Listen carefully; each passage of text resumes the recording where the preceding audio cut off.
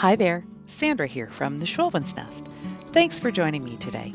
I am super excited to share with you that I am collaborating with one of my favorite YouTube creators, Barbara from Country Lily DIY Decor.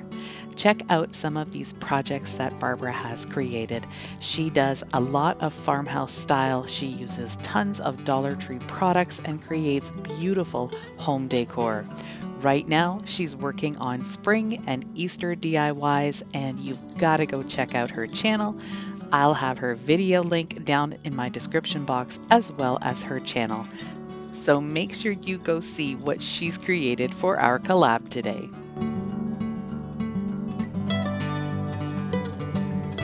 I have a bunch of hardcover books that I haven't done anything with, so I decided to make this one over. It had originally a yellow cover, so I painted it with a few coats of my DIY chalk paint. And now I'm going over the whole thing with a glue stick. I decided to try glue instead of Mod Podge this time because I'm using a full sheet of tissue paper. I'm not going to be cutting out the image for this one. I thought I would try just putting the whole image right over the book. And let me tell you, this worked amazing. So it might be something that I might look into for some other projects as well that are flat. I'm not sure that using all of this would work on a round project, but I'll be checking it out and letting you know. I'm just going to smooth everything out and make sure that it dries completely. I flipped it over and used my craft knife to cut off any of the excess.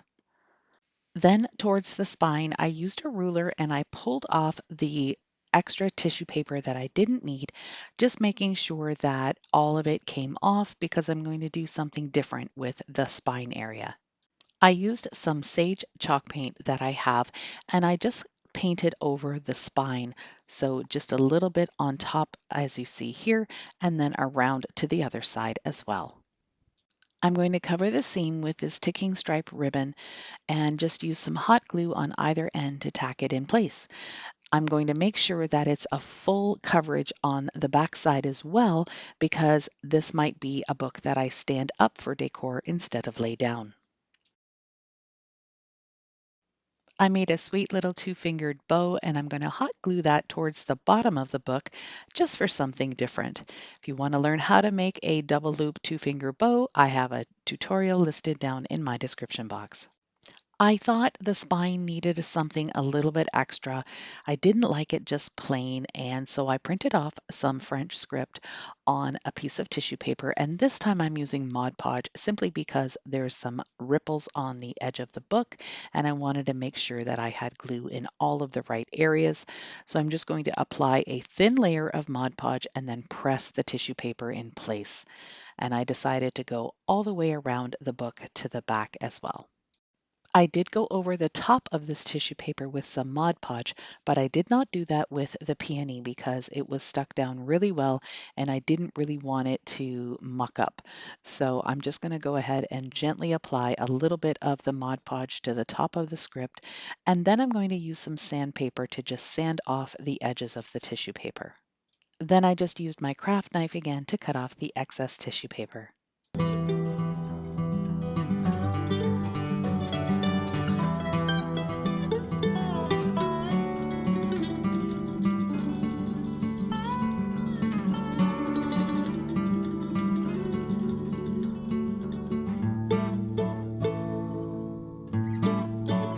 I'd like to take a quick second to thank all of my current subscribers and viewers. I really appreciate each and every one of you.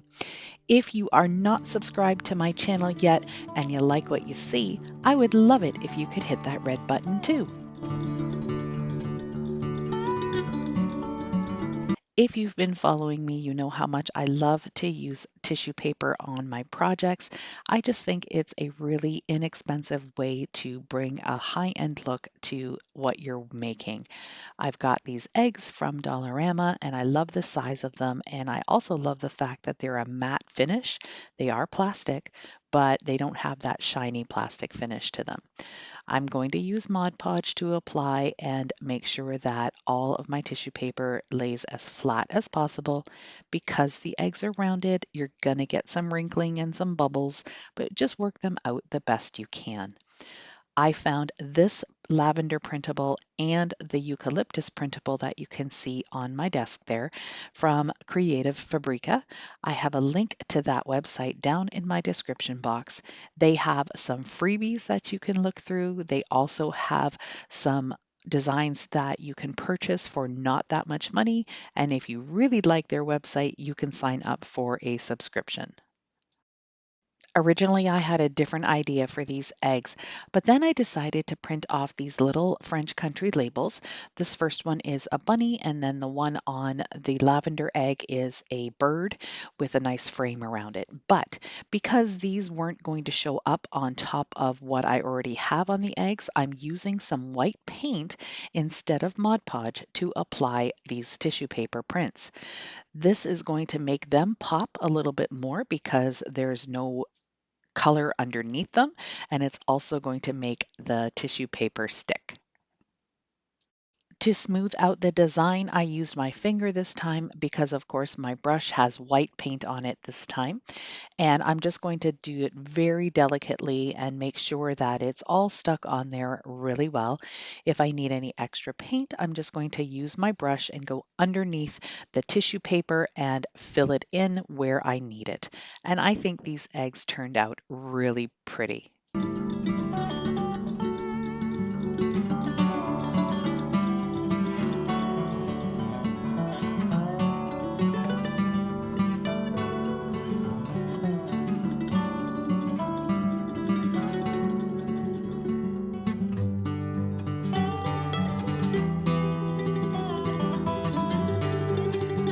For this project, I'm using these paint your own Easter bunnies from the dollar store. And there's 3 different styles in a pack, and you can see they're just so sweet.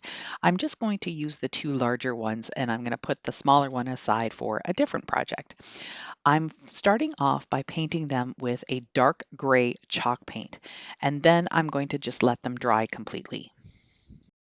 I'm using just some regular candle wax to apply onto the rabbit, so my next layer of paint will make it really easy to distress. You can use as much wax as you want, or you can just do a little bit. I've covered this guy pretty heavily with some wax, and I did the same for the other bunny. Now I'm going to paint them with 1 coat of Parisian gray chalk paint. It's just a lighter color of gray, making sure I get into all the cracks and crevices and everything is painted solidly.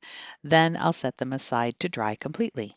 When the paint dries, you can see where the wax is because it is a little bit of a different color. Now I'm going to do the same thing, applying the wax to the bunny one more time, but I'm just going to hit it in a few different areas, not too much this time.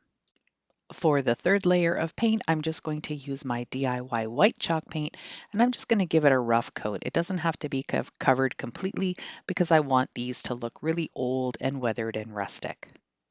Once it's completely dry again, I'm going to use this plastic scraper, and you can use any type of plastic scraper. It can be a credit card, anything that you can just easily get that wax to come off. And you can see here that it's just pulling the paint off wherever the wax was applied. Because I did it twice, I'm getting some of the dark color through, and I'm also getting some of the lighter gray color through.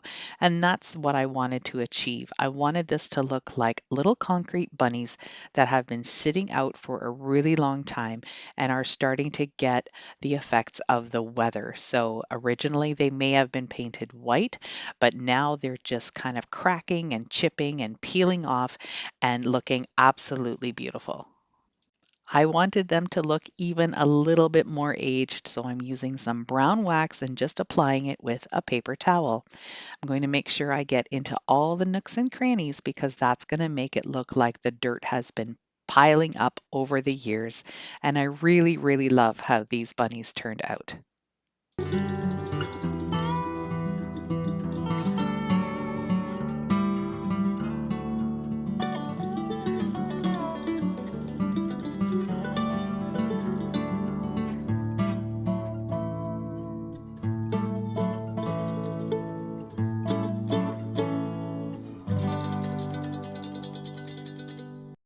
This project is upcycling this tin one more time. You can see I've already done something to it, but it needs a refresh. I'm going to use this color called Mushroom. It's a latex paint, and I added some talc to it so it's really nice and thick. I'm going to use a fat stippling brush and a pouncing motion to get some really good texture on this tin. It's going to need 2 coats to cover it, but it turns out looking like or a crock, which is the look I was going for. I gave myself a really great treat a while back. I ordered myself some of the IOD sprig stamps. These are my favorite from IOD, and I wanted to get them just because I thought they would be so beautiful on different projects. And putting all of these with tissue paper onto a project like this really takes a long time. So using the stamps is so much easier and more convenient, and they're absolutely gorgeous. I'm using my black ink pad and I'm just going to go ahead and stamp these on. Now I left them on the backing sheet and I just cut out the backing sheet rather than using the thin mount. The thin mount is an extra product that you need to purchase. At some point, I may actually do that, but for now, I'm just going to practice with these. Some of the designs did not come out the way they should have, although this lavender was beautiful. And then I made sure to clean my stamps from the ink right after I'm done with them. For this next stamp, I decided to only ink up half of it so I would have all of the blossoms kind of going out to one edge. And I think that turned out pretty neat. I continued alternating the stamps all the way around the tin until I got back to where I started. I have to tell you, I'm so happy with this investment of these IOD sprig stamps. They are gorgeous.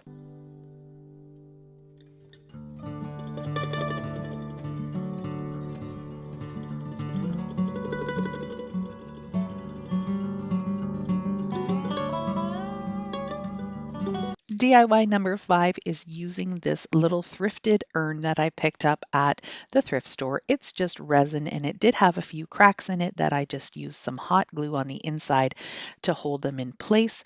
But I'm going to be applying a little bit more of this antiquing wax, which is the bare brown wax, and that will camouflage some of the cracks as well. I'm using a chip brush to make sure I get into all of the nooks and crannies, and then I'm going to use a baby wipe to just kind of dab on top, get some of that wax off of the raised edges and make it stay in the nooks and crannies, and then it just looks really old and vintage.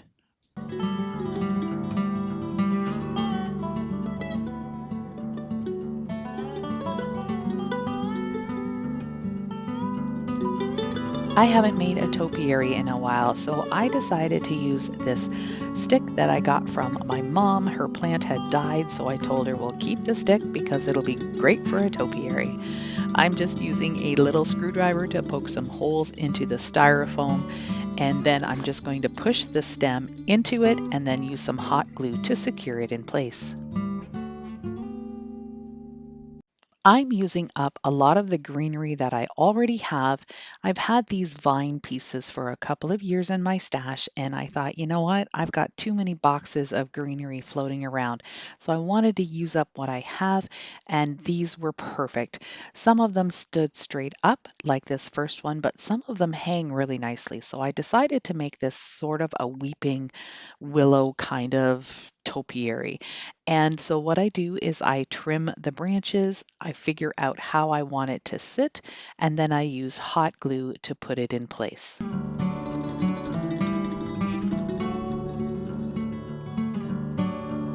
Once it was all built, I looked at it and I decided that I still really didn't like how the bottom was looking. There was still a little bit of that green poking through. So I'm taking a stenciling brush from the Dollar Tree, a little bit of white paint that I'm tapping off the excess, and I'm just going to stipple some of the white on it. And this made it look absolutely beautiful.